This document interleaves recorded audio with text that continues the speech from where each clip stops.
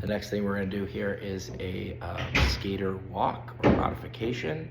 I'll also throw in a lunge walk in there, so you can kind of look at some different ways that you can practice walking to bias different aspects. So maybe we'll start with the lunge walk.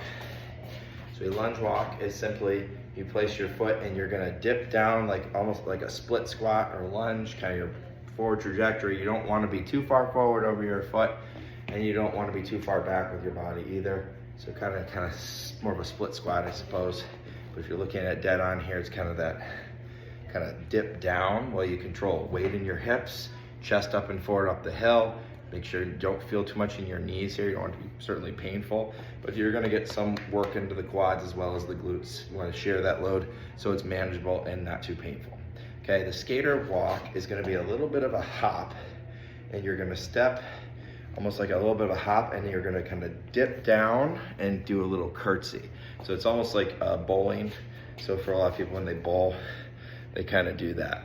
So that's just to put more spin on the ball. It gives a little different movement pattern there. So again, with the skater versus the lunge is more forward, backward, and with the lift. The skater still, everything's a lift because of gravity.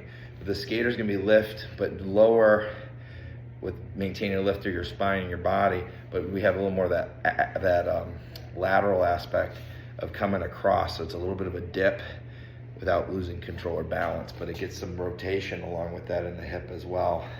So you kind of rotate as you kind of curtsy through.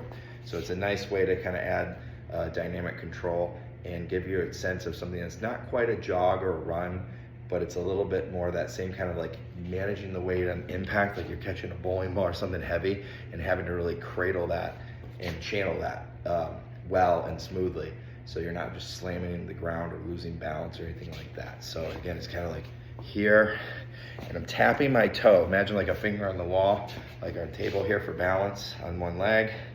You want to really just kind of sink into it, right? So you just practice this a little bit of a hop and then kind of dip and tap your toe. Make sure you got good balance here. It's not obviously something you're going to start off with balance, but it's a more advanced technique, especially as you're looking to enhance your dynamic stability and be more comfortable, confident managing your body in all kinds of situations. It's also just good for strength building in a functional sense. Skating is actually really good for building strength in the hips and the legs, but you don't necessarily have to go out skating to do that. You can just practice skate walking. All right, very good.